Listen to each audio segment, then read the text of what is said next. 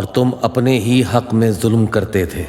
اور جب ہم نے تم لوگوں سے پختہ عہد لیا اور کوہ طور کو تم پر اٹھا کھڑا کیا اور حکم دیا کہ جو کتاب ہم نے تم کو دی ہے اس کو زور سے پکڑو اور جو تمہیں حکم ہوتا ہے اس کو سنو، تو وہ جو تمہارے بڑے تھے کہنے لگے کہ ہم نے سن تو لیا لیکن مانتے نہیں، اور ان کے کفر کے سبب بچھڑا گویا ان کے دلوں میں رچ گیا تھا۔ اے پیغمبر ان سے کہہ دو کہ اگر تم مومن ہو تو تمہارا ایمان تم کو بری بات بتاتا ہے۔ کہہ دو کہ اگر آخرت کا گھر اور لوگوں یعنی مسلمانوں کے لیے نہیں اور اللہ کے نزدیک تمہارے ہی لیے مخصوص ہے تو اگر سچے ہو تو موت کی آرزو تو کرو، اور ان اعمال کی وجہ سے جو ان کے ہاتھ آگے بھیج چکے ہیں یہ کبھی اس کی آرزو نہیں کریں گے، اور اللہ ظالموں سے خوب واقف ہے۔ اور ان کو تم اور لوگوں سے زیادہ زندگی کے حریص دیکھو گے، یہاں تک کہ مشرکوں سے بھی بڑھ کر۔ ان میں سے ہر ایک یہی خواہش کرتا ہے کہ کاش وہ 1000 برس جیتا رہے، مگر اتنی لمبی عمر اس کو مل بھی جائے تو اسے عذاب سے تو نہیں چھڑا سکتی، اور جو کام یہ کرتے ہیں اللہ ان کو دیکھ رہا ہے۔ کہہ دو کہ جو شخص جبرائیل کا دشمن ہو اس کو غصے میں مر جانا چاہیے، کیونکہ اس نے تو یہ کتاب اللہ کے حکم سے تمہارے دل پر نازل کی ہے جو پہلی کتابوں کی تصدیق کرتی ہے، اور ایمان والوں کے لیے ہدایت اور بشارت ہے۔ جو شخص اللہ کا اور اس کے فرشتوں کا اور اس کے پیغمبروں کا اور جبرائیل اور میکائیل کا دشمن ہو تو ایسے کافروں کا اللہ دشمن ہے۔ اور ہم نے تمہارے پاس سلجھی ہوئی آیتیں ارسال فرمائی ہیں، اور ان سے انکار وہی کرتے ہیں جو بد کردار ہیں۔ ان لوگوں نے جب جب اللہ سے کوئی عہد کیا تو ان میں سے ایک فریق نے اس کو کسی چیز کی طرح پھینک دیا۔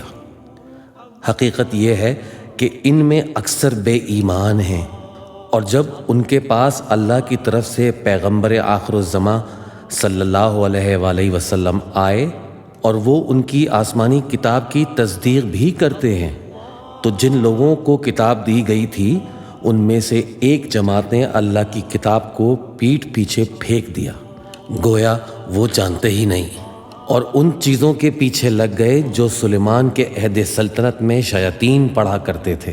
اور سلیمان نے مطلق کفر کی بات نہیں کی، بلکہ شیطان ہی کفر کرتے تھے کہ لوگوں کو جادو سکھاتے تھے، اور وہ یعنی بنی اسرائیل ان باتوں کے بھی پیچھے لگ گئے جو شہر بابل میں 2 فرشتوں یعنی ہاروت اور ماروت پر اتری تھیں، اور وہ دونوں کسی کو کچھ نہیں سکھاتے تھے جب تک یہ نہ کہہ دیتے کہ ہم تو ذریعہ آزمائش ہیں، تم کفر میں نہ پڑو۔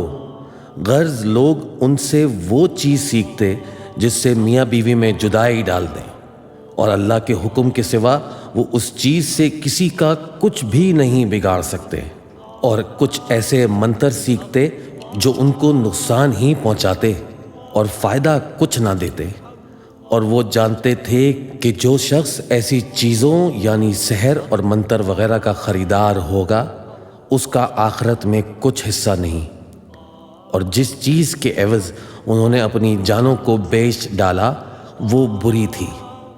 کیا اچھا ہوتا جو وہ اس بات کو جانتے، اور اگر وہ ایمان لاتے اور پرہیزگاری کرتے تو اللہ کے ہاں سے بہت اچھا صلہ ملتا۔ کیا اچھا ہوتا جو وہ اس سے واقف ہوتے۔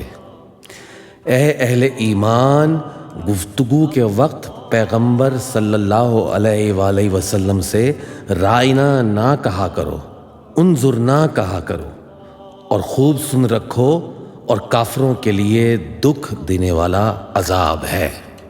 جو لوگ کافر ہیں، اہل کتاب یا مشرک، وہ اس بات کو پسند نہیں کرتے کہ تم لوگوں پر تمہارے پروردگار کی طرف سے خیر و برکت نازل ہو، اور اللہ تو جس کو چاہتا ہے اپنی رحمت کے ساتھ خاص کر لیتا ہے، اور اللہ بڑے فضل کا مالک ہے۔ ہم جس آیت کو منسوخ کر دیتے یا اسے فراموش کرا دیتے ہیں تو اس سے بہتر یا ویسی ہی اور آیت بھیج دیتے ہیں۔ کیا تم نہیں جانتے کہ اللہ ہر بات پر قادر ہے؟ کیا تمہیں معلوم نہیں کہ آسمانوں اور زمین کی سلطنت اللہ ہی کی ہے، اور اللہ کے سوا تمہارا کوئی دوست اور مددگار نہیں؟ مسلمانوں، کیا تم یہ چاہتے ہو کہ اپنے پیغمبر صلی اللہ علیہ وآلہ وسلم سے اسی طرح کے سوال کرو جس طرح کے سوال پہلے موسیٰ سے کیے گئے تھے؟ اور جس شخص نے ایمان چھوڑ کر اس کے بدلے کفر لیا تو یقیناً وہ سیدھے راستے سے بھٹک گیا۔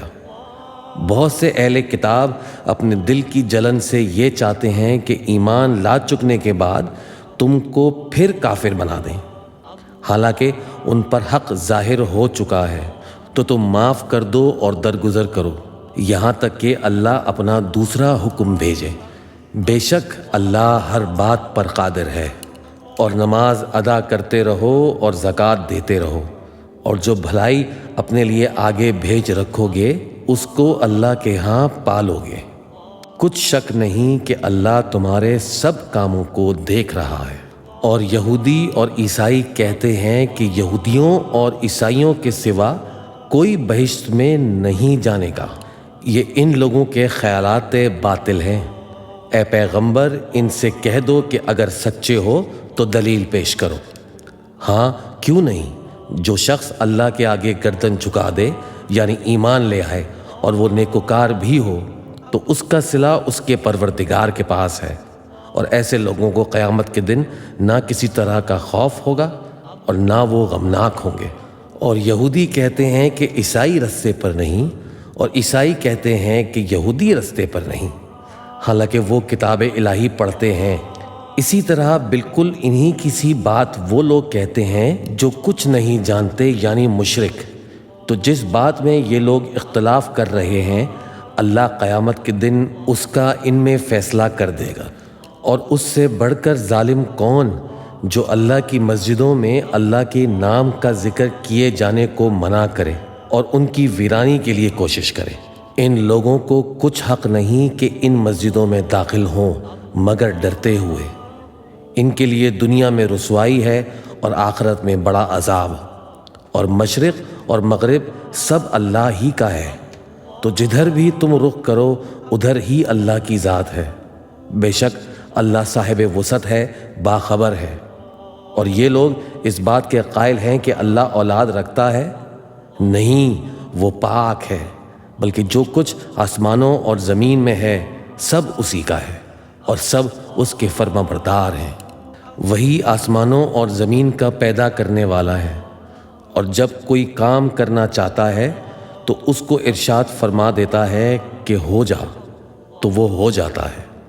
اور جو لوگ کچھ نہیں جانتے یعنی مشرک، وہ کہتے ہیں کہ اللہ ہم سے کلام کیوں نہیں کرتا، یا ہمارے پاس کوئی نشانی کیوں نہیں آتی۔ اسی طرح جو لوگ ان سے پہلے تھے وہ بھی انہی کی سی باتیں کیا کرتے تھے۔ ان لوگوں کے دل آپس میں ملتے جلتے ہیں۔ جو لوگ صاحب یقین ہیں ان کو سمجھانے کے لیے ہم نے نشانیاں بیان کر دی ہیں۔ اے پیغمبر، ہم نے تم کو سچائی کے ساتھ خوشخبری سنانے والا اور ڈرانے والا بنا کر بھیجا ہے، اور اہل دوزخ کے بارے میں تم سے کچھ پرسش نہیں ہوگی، اور تم سے نہ تو یہودی کبھی خوش ہوں گے اور نہ عیسائی، یہاں تک کہ ان کے مذہب کی پیروی اختیار کر لو۔